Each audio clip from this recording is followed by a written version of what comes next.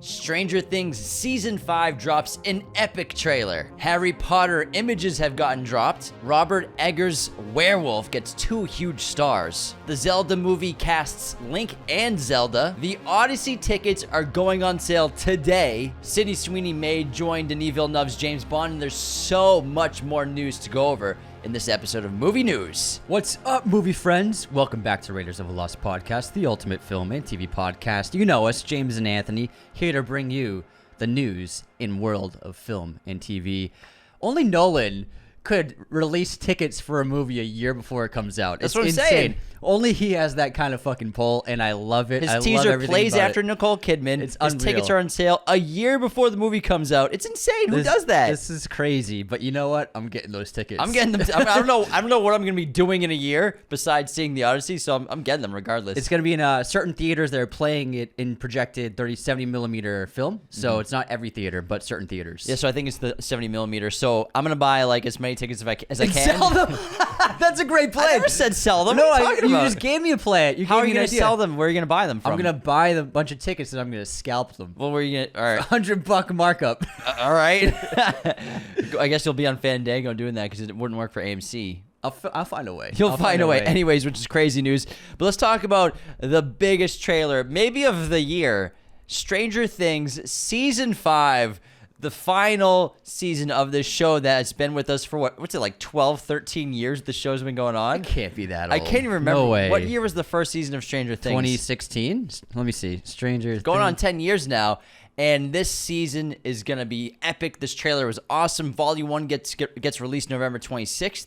Volume 2, December 25th, Christmas Day. Volume 3, December 31st, New Year's Eve. This trailer was action-packed. It feels like a war is going on. It's very emotional. You can see some new powers here with Vecna, a new aesthetic and a new look. Plus, 11 looks like she's turning into a legit superhero now. A quick synopsis on the season from Netflix here. The fall of 1987. Hawkins is scarred by the opening of the rift, and our heroes are united by a single goal: find and kill Vecna. But he has vanished, his whereabouts and plans unknown. Complicating their mission, the government has placed the town under military quarantine, intensified its hunt for 11, and is forcing her back into hiding. As the anniversary of Will's disappearance approaches, so does a heavy, familiar dread. The final battle is looming, and with it, a darkness more powerful and more deadly than anything they've faced before. To end this nightmare, they'll need everyone, the full party, standing together one last time. It was 2016, the first season. Oh my gosh. Time flies. 9 years ago. They're all grown up now. It's crazy, man. I know. I'm grown up too. Well, you were already grown up when it came I'm out. like really grown you up were now. 26 years No, old. fuck it. You're older than they. You were older than they were. Yeah, no. They are. Yeah. You know what I mean? You were grown up. I've always been older than them, Anthony. It looks really good. No, I mean when the show debuted, you were older then than they are now. Still, so you were grown up. So I would, but I would always be older than them. I know. I'm saying when it came out, you were older than they are right now. So you were always grown up. Thanks. Anyways, I think this looks really good. It looks huge in scale and scope, and I'm sure this is just a tiny tip of the iceberg for what they have in store for us. I like the idea of doing 3 event releases, not doing 8 episodes. There's something really cool about this. It makes each release feel like its own film, and not just a TV episode, but their own movies. So I'm looking forward to seeing these. They have huge release dates. I don't think anybody's going to be going out on Christmas. Jesus.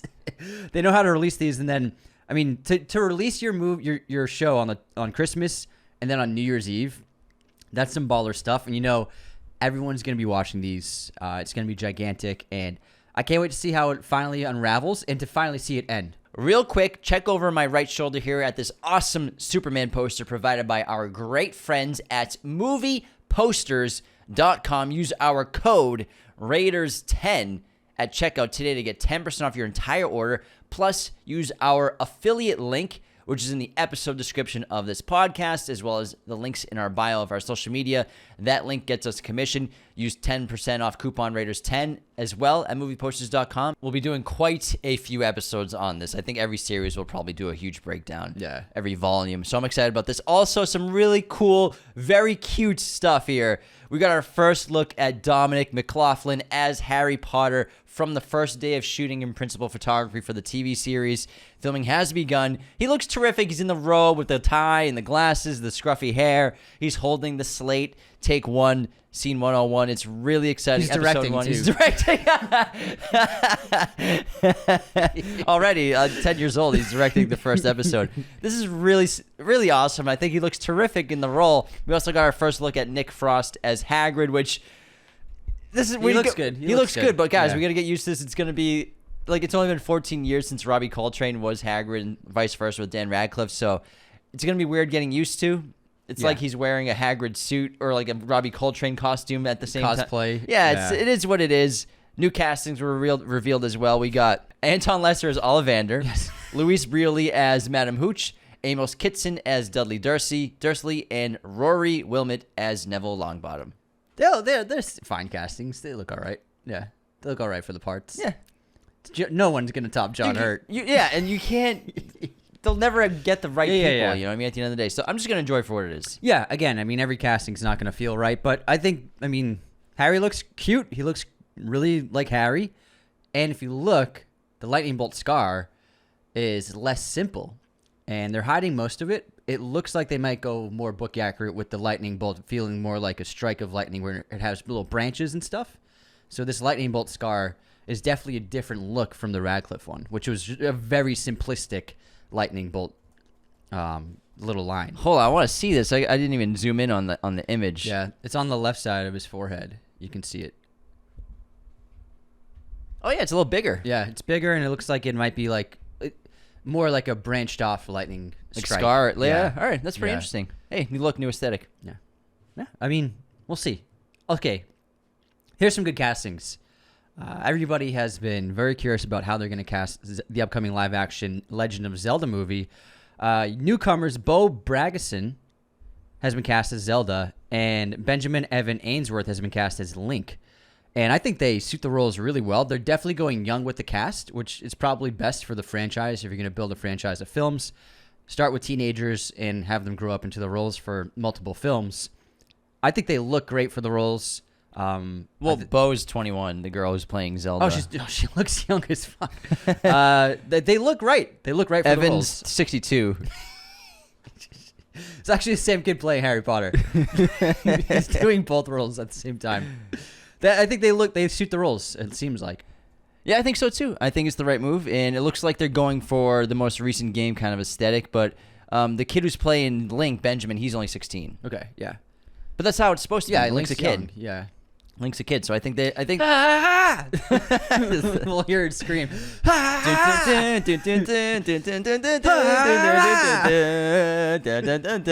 just want to hear that song in the whole movie. Moving on to Avatar Fire and Ash trailer rumors. Supposedly going to debut in front of the Fantastic Four First Steps, which drops this coming weekend, or next weekend. Sorry. 25th. Woo! A lot of movies coming out. It seems to make sense because it's a Disney release. Sure, and that makes a lot of sense. God damn it. They're both Disney movies, so it makes sense to put this trailer on top of the Fantastic Four. Yeah. Everybody's going to see the Fantastic Four, and so you'll expose everyone to it. And I would be surprised if it wasn't on that film. I'd be shocked. Same, because you made a lot of sense earlier. It's funny, they're both actually Fox properties, used to be, and now they're Disney properties, both of them. Disney owns everything. Think about it. We found out, we knew ESPN was owned by Disney, but we didn't realize since 1996 they've owned ESPN. Isn't that crazy? They've had ESPN for 30 years. That's wild to me. That's crazy. So there's a rumor for the upcoming Denis Villeneuve James Bond film. We don't know who's going to play Bond yet, but Sydney Sweeney is apparently in the Harry mix. Potter actor. Dominic McLaughlin. Sydney Sweeney.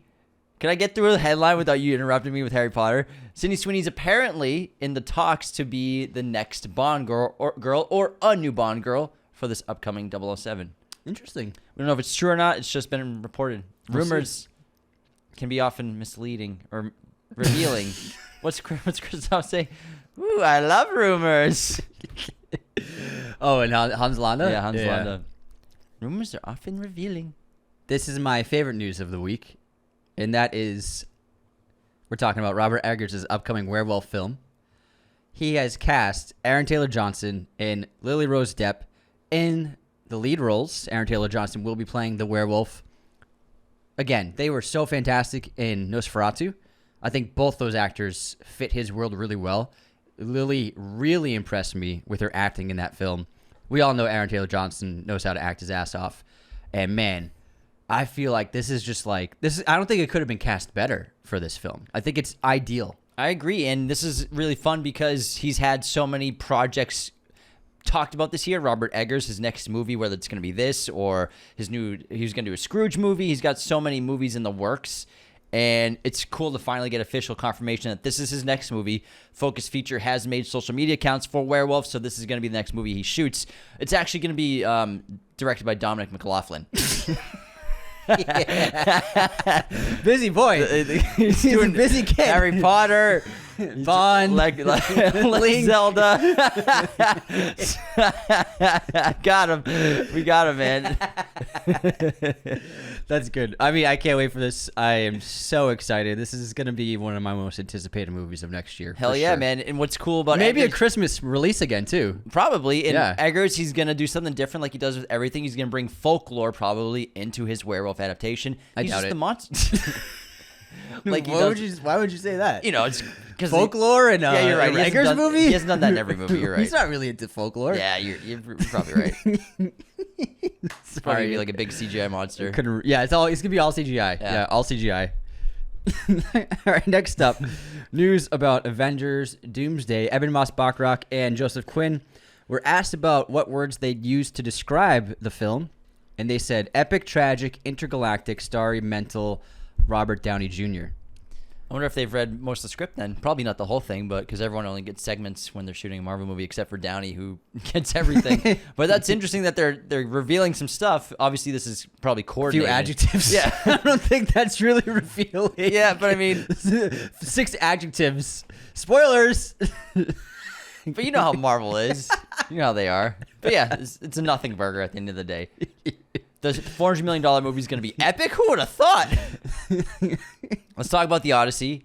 So, 70 millimeter we talked about early on. Did we already talk about this? We talked about it. Okay, Yeah. never mind. Yeah. Why do we have it twice on the list? No, I brought it up early because it just felt right with the groove. You're right. Okay, the groove has been switched now. But yeah, the release date is July I threw 17th. James off. July 17th. He can't handle hey, this. I'm like Ron Burgundy. I read what's on the fucking prompter, bro. Talk about Spider-Man. But anyways, July 17th, the Odyssey 2026. Spider-Man, Tom Holland, he talks about a brand new day.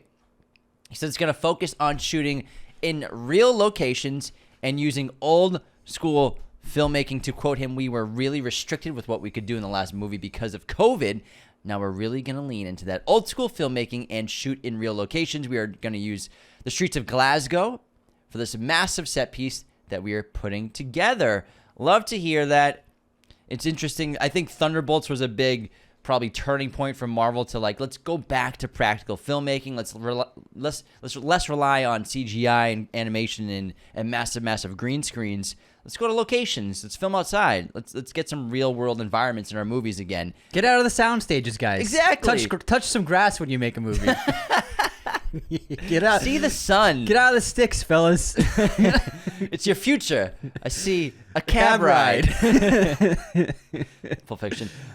This is cool. Hopefully, they're gonna do these big set pieces in real locations. That's awesome. Yeah, I mean, for me, that's what I crave, and you can feel you can feel soundstage work because of the lighting. For me, more than anything, there's also obviously a lack of depth to the environments. So when you're doing exteriors, you mean? Yeah, unless they build out a huge set in the soundstage. But for me, when I watch films, I can often tell this is soundstage lighting because it doesn't really make sense with what the sun does, and it will be lit in a way where it's just like that doesn't make sense for a real world environment, and it can throw me out of it. Yeah, the sun's looking at the movies like that's not what I do. Yeah, I wouldn't do that. That's not what I would have done. That's not my work. It's Guys, uncredit me, please. not how I would have done it, but it's a good job. But it's not me, man. It can just feel too controlled and too artificial. And I think if you have an exterior scene, just fucking shoot it outside. I miss shadows. Yeah, man. We got that with Thunderbolts because they're really outside. Yeah. Still diffused. Some unnatural shadows. But I think Brave New World had the mistake where it's just everything was diffused. And even though you're outside, you're really shooting on location with those cherry trees, but it's like, and you're outside, but it looks I don't think those cherry trees are real. Those look fake as fuck. Some of them were real. No. Yes, they were. Some. Well, that whole background was fake. Yeah, no. That whole climax in Captain America, that was just CGI green screen background, and you can feel it. Some of those trees. I'm sure they put a couple of trees up. There's some real trees. But what I'm saying is, I'm talking more about the shadows. Yeah. You know, you're shooting out. They're shooting outside, but it doesn't look like it. It's all soft, Softened, and yeah. There's multiple light sources too, which doesn't make sense for some shadows, being outside. baby. It's just like, come on, let's bring some realism back to it. Let's go. The Fantastic Four.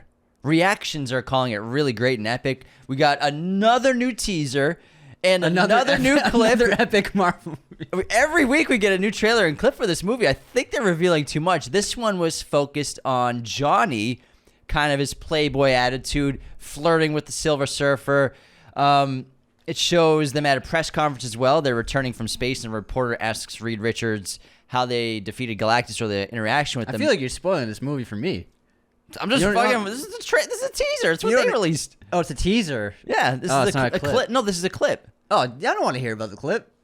The spoilers, But man. we're movie news, man. Just say there's a new clip. Okay, there's a new clip. James is like spilling out the whole scene. Well, do you want to hear about Dominic Toretto showing up? And Dominic McLaughlin's in the front seat. Dominic McLaughlin is Galactus. Raph Edison's gone. But yeah, he'd have a menacing enough voice. Yeah. So they went with the 11-year-old.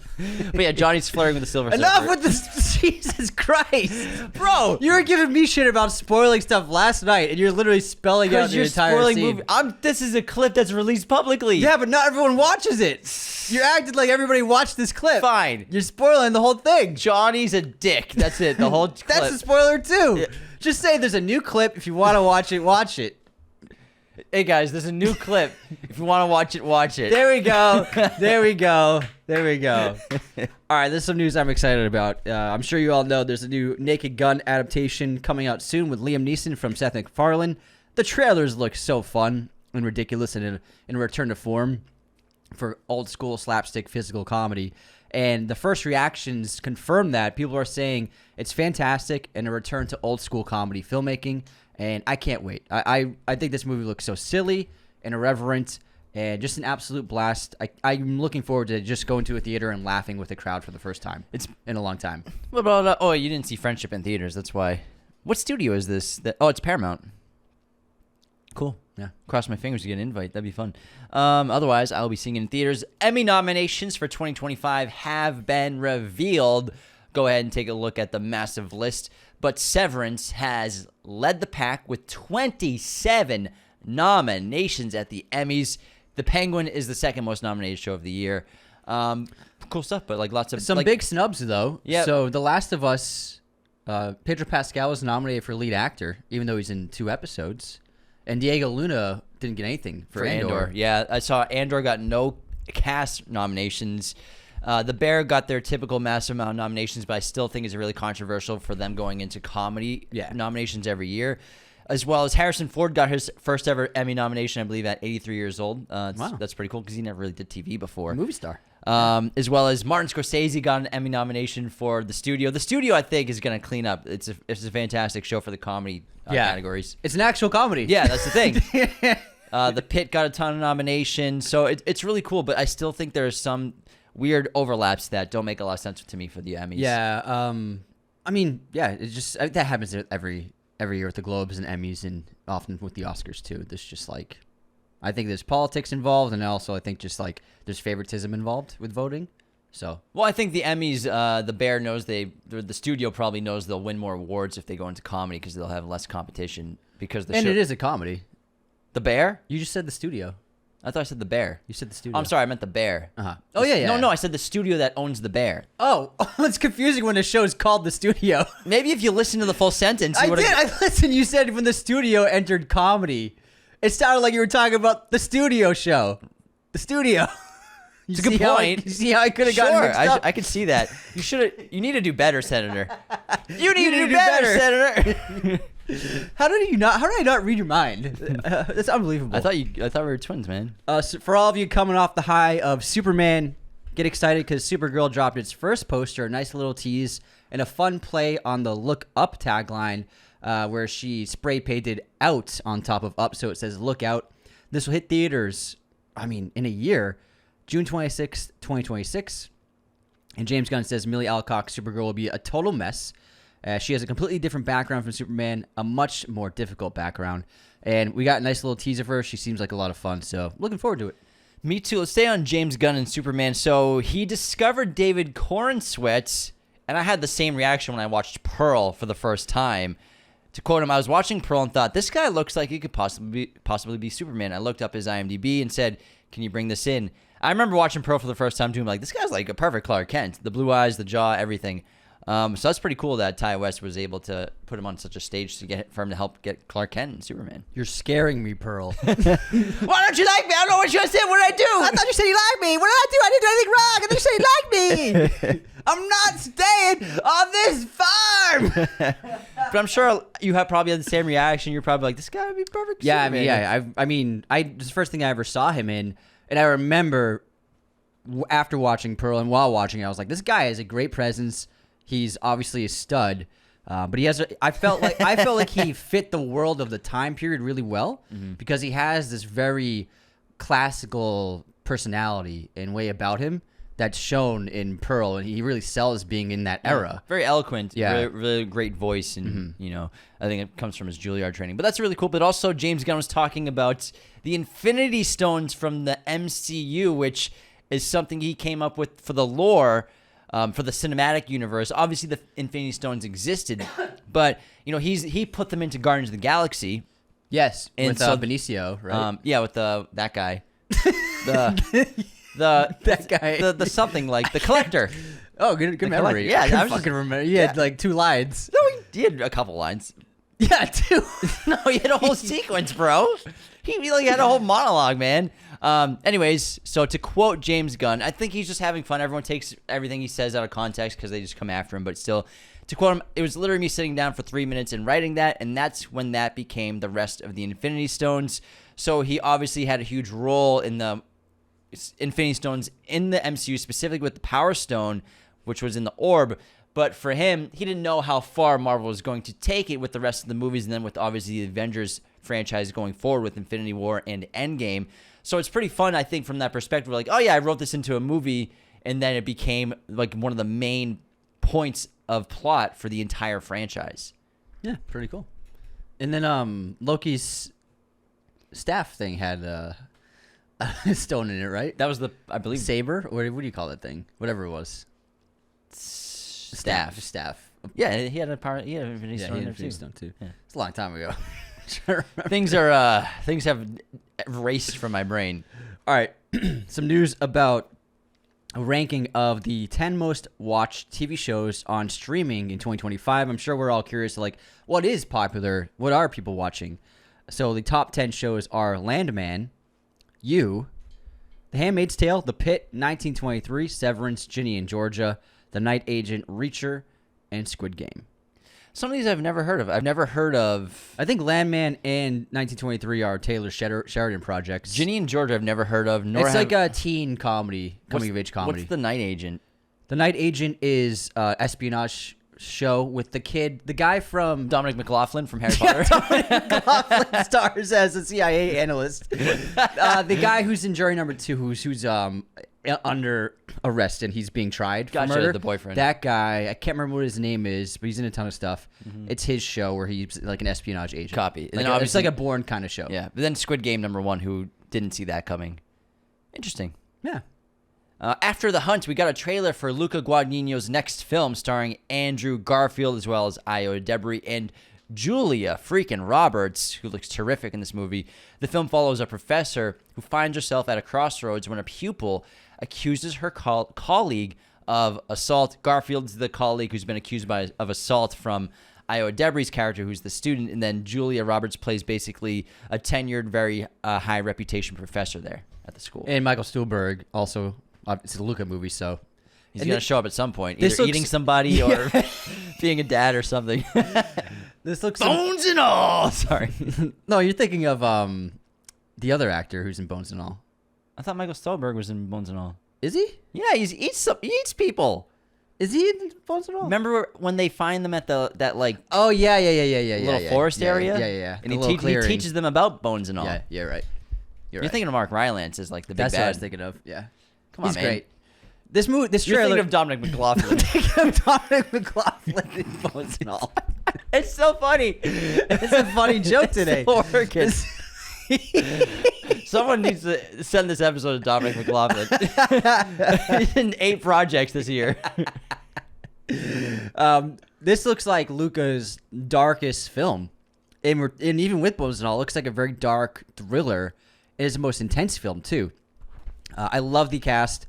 It also feels like a very dialogue heavy film, which is usually against what he usually does. He's very filmmaking heavy, and this looks like it's led by a ton of great dialogue from these amazing actors. I like the ambiguity of what's the truth, what's reality, and who to believe. And it looks like Garfield and Debris are really pitted against each other in an amazing way.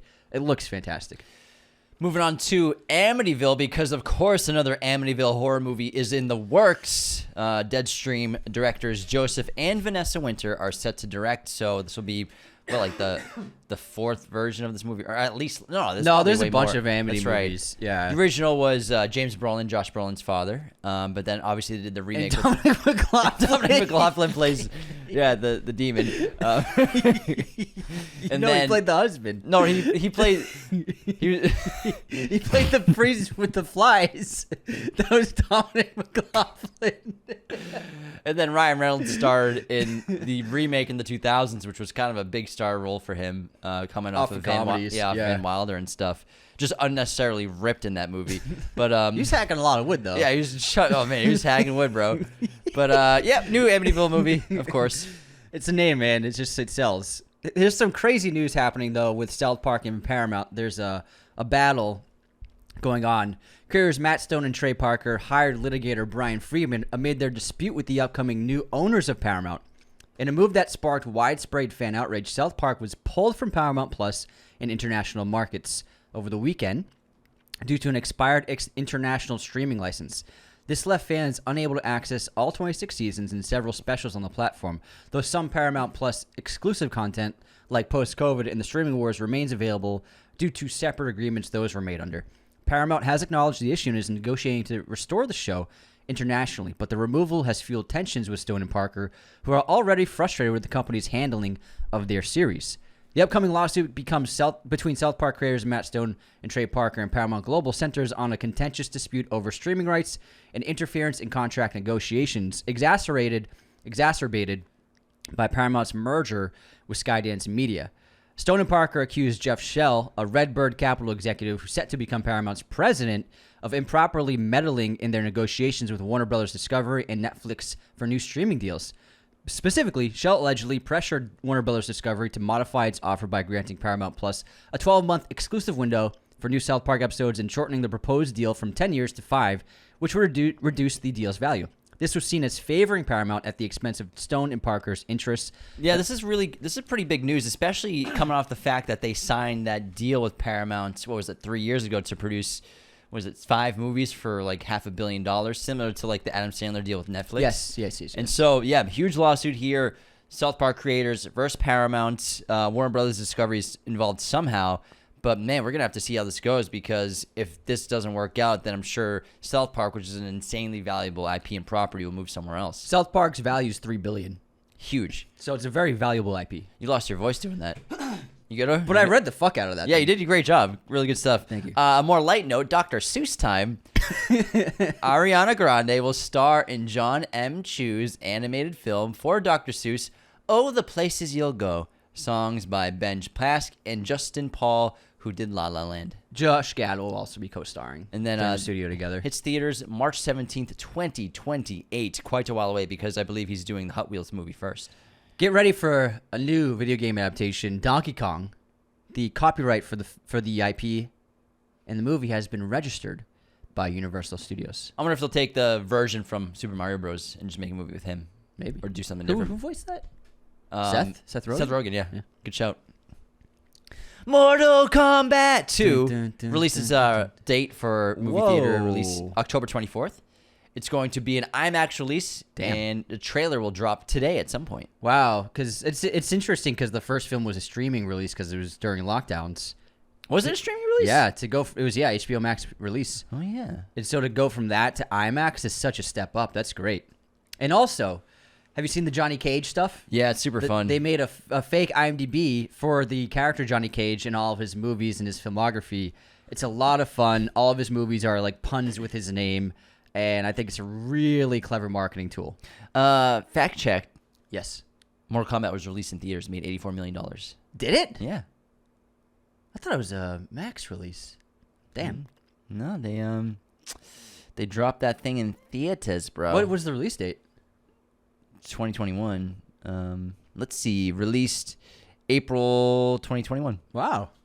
Man. Why did I think it was streaming only? That's a pretty good box office. Yeah, it's pretty solid. I mean, it's Yeah. not amazing, but it's pretty good. 84 on Considering what we were like. Oh, 100%. A lot of people didn't want to go outside. Absolutely. It had a budget of 55, so it probably Okay. didn't really make much money profit, if it did Yeah. any. But I mean, yeah, I think that's right. But it had a great fan response, so I Yeah. think Warner Brothers put some more money into this one. yeah. Plus, with people high weren't going to hopes. theaters, so I think it justifies a sequel for sure. Yeah, for sure. Give it another shot. Yeah. Let's talk about another video game adaptation, Resident Evil. Zach Kreger, whose movie Weapons comes out soon, also dropped a couple of little teaser clips that are pretty gory and terrifying and some new posters. He's talking about Resident Evil. He says his approach to the upcoming movie, to quote him, "I'm definitely not trying to be completely obedient to the lore of the games.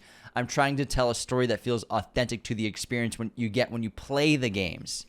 I'm into that. I think that's smart. No typewriters then? You never know. There might be a typewriter. Might be a typewriter. Movie potions. I want I mean, some herbs. I want some herbs. Give me some herbs, Zach. Get some herbs. I want someone mixing some herbs up. Just man. a fun little- Just rub it on a wound. Yeah. I don't know how it works in the game, but it works. That's great news. You want from the person adapting material to be actually a fan of the material and not just someone random person to just take the job on and make their version. Yeah. I agree. This is authentic to the gameplay. Let's go. Next up, news about a film called Artificial. Luca Guadagnino's next film has cast Cooper Koch alongside Yura Borisov and Andrew Garfield, teaming up with the director again. This film follows the story involving OpenAI, focused on the firing and rehiring of CEO Sam Altman, played by Andrew Garfield. Interesting. Interesting stuff. Yeah. How to Train Your Dragon, just over a month after its theatrical release and hit box office performance, it's already available digital to rent. I'm not a huge fan of the stuff, but it is what I it know, is. even for a big release like that. It did a great job. Like, yeah, remarketed in 8 months. It is what it's it still is. in the top 5 box office. Yeah, it's weird. So it's already available to rent. And also staying on video games, Street Fighter, which is filming right now. Kiryat Jamwal has been cast as Dalsim in the live action film. I don't think you said any of those words correctly. I think I nailed it. You said Kid Yut. No, I said Vidyut. You said Vidyut? Yeah. No. Maybe you're right. Maybe. Just get to the last story. I got a story before the last story. Oh, okay. For all the fans of the masterpiece from Peter Ware, Master and Commander: The Far Side of the World is getting a 4K UHD physical release special edition on August 5th. I am going to be pre-ordering this thing as soon as it becomes available for pre-order. If you love the film, you got to get this on 4K UHD. It's going to be like a must-have for me in my physical collection. I love the film so much. And you texted me the story when I was at the gym, and I was like, fuck yeah, in the gym. I'm so excited for this. It's one of my favorite movies. I think it's one of the great spectacles ever put on film. And to be able to see it in the 4K UHD remaster, I can't wait. 2 last things. 3 last things. Black Swan is getting an IMAX release next week. No fucking way. Which is pretty exciting. Whoa. I think we might be a little busy, but the 21st and 24th, it'll be released in theaters for the 15th anniversary, as well as the final trailer we'll talk about, The Girlfriend. We got our first teaser starring Olivia Cook and Robin Wright for a series which follows a mother who is intent on convincing her son that his girlfriend isn't who she says she is. Releases September 10th on Prime Video. I like this. Seems like a slow burn sexual thriller and mystery. I wish we got. I'm looking forward to see a more full trailer because I'm curious more about the story here. Olivia Cook, I think, is fantastic, and then going blow to blow with Robin Wright's really cool because she's an all-timer. But looks really interesting. Yeah, I mean, looks pretty cool. I Cool. love all these actors. Yeah, I love them all. good stuff. All right, I think that's it for news. That's it, man. Pretty packed. As usual, stay tuned for episodes. Like on Friday, we're dropping an episode with the Confused Breakfast. We did a fun trivia game, so tune in to that. Confused Breakfast are a bunch of great guys. We love their podcast, and they're super nice. Next week, we're doing Nightcrawler. Oh, yeah. And then obviously we'll be doing Fantastic Four once that comes out. But then I think we're going to do Sorcerer soon, so we're going to get back to doing great movies that aren't new releases, so get excited for that. As always, become a patron today at patreon.com/Raiders of the Lost Podcast. Leave those 5-star ratings and reviews on Spotify and Apple. Subscribe on YouTube. Leave those comments, likes, engage with our content, share us in your stories. And take care, everybody. See you next time. Movie posters. Real quick before we continue, the best way... Oh, no. This episode was executive produced by our incredible Chosen One patrons, Nicholas Martin and Jacob Kossler. Raiders of the Lost Podcast is a mirror image production. Sound mixing done by opening music by Chase Jackson.